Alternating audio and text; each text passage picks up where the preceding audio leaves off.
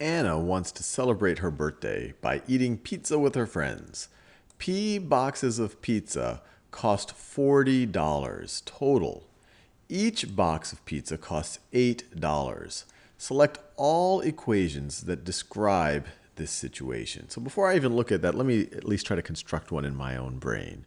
So P boxes of pizza cost $40. Each box of pizza costs $8.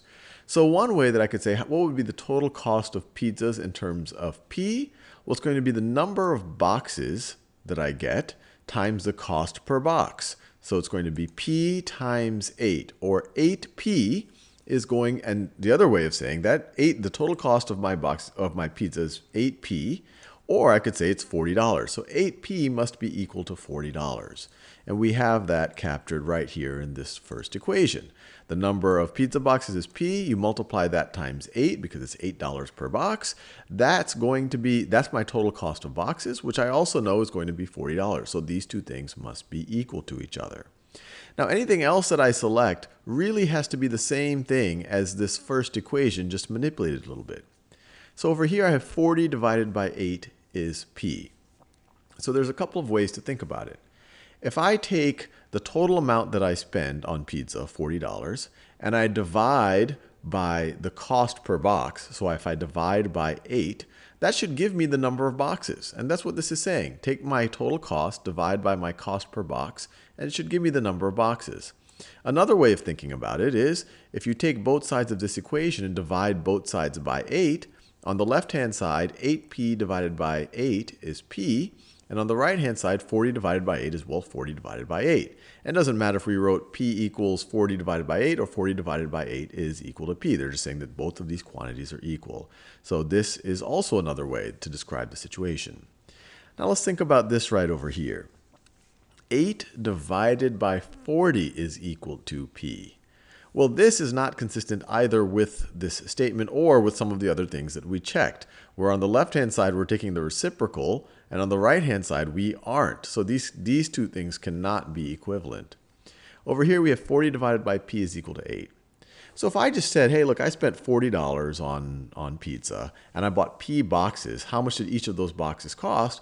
I would say, well, I would take 40 divided by P to figure out how much each of those boxes cost, and then they tell us that that must be equal to 8, that each box equals 8. So this seems consistent with what we just read, and you can algebraically manipulate any of these top two to get to this one right over here. Right up here, if you divide both sides by P, on the left-hand side you have 8P divided by P, which would be 8, and on the right-hand side, 40 divided by P is just 40 divided by P, so it's the same exact thing. And the last one, you have P is equal to 8 times 40. Well, we already know that P is equal to 40 divided by 8, so it's definitely not going to be 8 times 40. So that one does not apply. So let's check our answer. We got it right. Let's do a couple more. Molly and Tori like to eat ice cream sandwiches. Molly ate 5 ice cream sandwiches and Tori ate N ice cream sandwiches in 1 week. They ate a total of 12 ice cream sandwiches together. Select all of the equations that accurately describe the situation. So Molly ate 5, Tori ate N. So 5 plus N is the total that they ate. And they tell us that that must be equal to 12, that the total that they ate together is 12. So 5 plus N is 12. So we immediately see that one right over there. Now anything else that we check has to be consistent with 5 plus N is equal to 12, or it has to be a way to algebraically manipulate from this to anything else that is true. So let's go one by one. So is N minus 5 equal to 12? So N minus 5 is going to be the difference between what Tori ate and Molly ate. And that's not going to be 12. Their sum is 12, so we're not going to check that. Here we have 12 is equal to N minus 5, which is an equivalent statement to this top one, which we already know is not true. All they did is swap both sides of this equality, so that's not true. 5 minus N is equal to 12. Well, that's just the difference between Molly and Tori. And that's definitely not going to be equal to 12. The sum of the two is going to be equal. The sum of the two is going to be equal to 12. And then finally, well, we know this is right. And then this right over here, N plus 5 and 5, we already know that 5 plus N is equal to 12. Well, it's a completely equivalent statement to say that 12 is equal to N plus 5. You're just swapping the left and right hand sides of the equality. So let's check our answer. Let's do one more. Mr. Herman's class is selling candy for a school fundraiser.